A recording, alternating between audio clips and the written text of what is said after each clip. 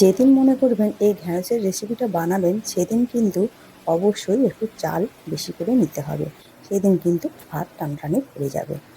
প্রথমেই আমি এখানে কিছুটা পরিমাণ ঢ্যাঁড়স নিয়ে নিয়েছি। তো আজকের ভিডিওটা আপনাদের জন্য। তো নমস্কার বন্ধুরা, আমার এই ছোট্ট রান্নাঘরে আবারও চলে এলাম একটা নতুন রেসিপি নিয়ে। প্রথমেই কিছুটা পরিমাণ এখানে ঢ্যাঁড়স নিয়ে নিয়েছি। ঢ্যাঁড়সগুলো ভালো করে দুবার জল দিয়ে ধুয়ে নিয়েছি। তারপরে এইভাবে কিন্তু ছুরি দিয়ে কেটে নিয়েছি। এবারে লম্বালম্বি করে ঢ্যাঁড়সগুলোকে 4 ভাগে ভাগ করে নেব। তো এইভাবে করে দেখুন এমনভাবে কাটবো যে যেন দানাগুলো না ছেড়ে যায়, একে অপরের সঙ্গে যেন দেখুন লেগে থাকে। খুব সুন্দরভাবে কিন্তু দানাগুলো রয়ে গেছে। এবারে সমস্ত ঢ্যাঁড়সগুলো এইভাবে করে লম্বালম্বি করে কেটে নিয়েছি। এবারে চলে যাব, একটা মিক্সার জার নিয়েছি। এখানে একটা মাঝারি সাইজের পেঁয়াজ নিয়েছি। কিছুটা পেঁয়াজ কুচি এখানে আমি মিক্সার জারে দিয়ে দেবো। আর অল্প কিছুটা রেখেছি, এটা পরে আমার কাজে লাগবে। এবারে নিয়ে নেবো মাঝারি সাইজের একটা টমেটো, নিয়ে নেবো সাদা কালো সরিষা, এবারে নিয়ে নেবো 1 চামচ পোস্ত, এবারে কিছুটা পরিমাণ কাঁচা বাদাম মানে চীনা বাদাম, এবারে নিয়ে নেবো ঝালের জন্য পাকা লঙ্কা, মানে কাঁচা লঙ্কাই পেকে গেছে আর একটু জল দিয়ে ভালো করে পেস্ট বানিয়ে নিলাম। এবারে চলে এলাম মূল রান্না।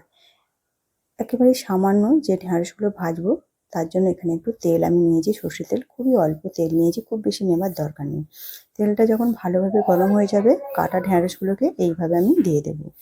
লবণ দিয়ে ভালো করে ভাজবো। যতক্ষণ আমি এই কাজটা করব, ঝটপট আপনারা বলে ফেলুন কোন বন্ধু কোথা থেকে আমার এই ভিডিওটা ফলো করছেন। তো ঢ্যাঁড়সগুলো এইভাবে করে হালকা করে নাড়াচাড়া করে নিয়ে ভেজে নিতে হবে। এমন করে ভাজতে হবে যেন দানাগুলো না ছেড়ে যায়, নাহলে কিন্তু একেবারে দেখতেও ভালো লাগবে না আর খেতে তো একেবারেই ভালো লাগবে না। তো যাই হোক, ঢ্যাঁড়সগুলোকে এইভাবে করে ভালো করে একটু নাড়াচাড়া করে ভেজে নেব। তো দেখুন হালকা করে নাড়াচাড়া করে সুন্দর করে ঢ্যাঁড়সগুলো আমি ভেজে নিয়েছি আর কতটা নরমও হয়ে গেছে। এবারে ওই কড়ার মধ্যে আরও কিছুটা তেল দিয়ে এবারে যে বাকি পেঁয়াজটা ছিল সেই পেঁয়াজগুলোকে আমি দিয়ে দেবো। এইভাবে একটু খুন্তি দিয়ে একটু ছাড়িয়ে ছাড়িয়ে নিতে হবে আর বাদামি রঙ করে একটু ভেজে নেব। তো ঢ্যাঁড়স এই রেসিপিটা যদি আপনারা বাড়িতে বানান অবশ্যই একটু বেশি করে বানাবেন, দুর্দান্ত খেতে লাগবে। তখন মনে করবেন যে আরেকটু বেশি করে বানালেই ভালো হয়। তো কথা বলতে বলতে দেখুন পেঁয়াজটা বাদামি রঙ করে ভাজা হয়ে গেছে। এবার যে পেস্টটা বানিয়েছিলাম সেটাকে দিয়ে দিলাম, দিয়ে এর মধ্যে কিছুটা পরিমাণ জিরে গুঁড়ো, ধনে গুঁড়ো, হলুদের গুঁড়ো আর একটু আদা বাটা, আদাটা বেশি নেবেন, আর 2 কোয়ার মতো রসুন নিয়ে সামান্য একটু জল দিয়ে ভালো করে মশলাটাকে কষিয়ে নিতে হবে। যত ভালো করে মশলাটা কিন্তু কষানো হবে রেসিপিটা কিন্তু তত খেতে ভালো লাগবে। তো এইভাবে শুকনো করে করে ভালো করে কষিয়ে নেব।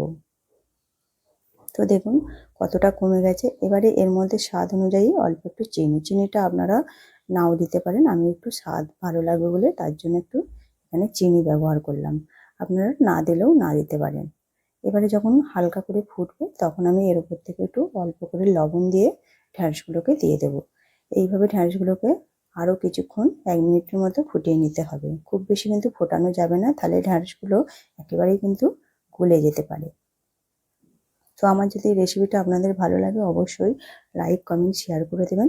আর যেসব বন্ধুরা এখনও আমার চ্যানেলটিকে সাবস্ক্রাইব করেনি বা এখনও যে বন্ধুরা নতুন, সাবস্ক্রাইব করার জন্য অনুরোধ রইল।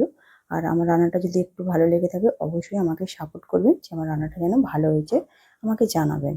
তো আজকের মতো রেসিপিটা এখানেই তাহলে শেষ করতে হচ্ছে। আবারও নতুন একটা রান্না নিয়ে আবারও চলে আসবো। আজকের মতো নমস্কার।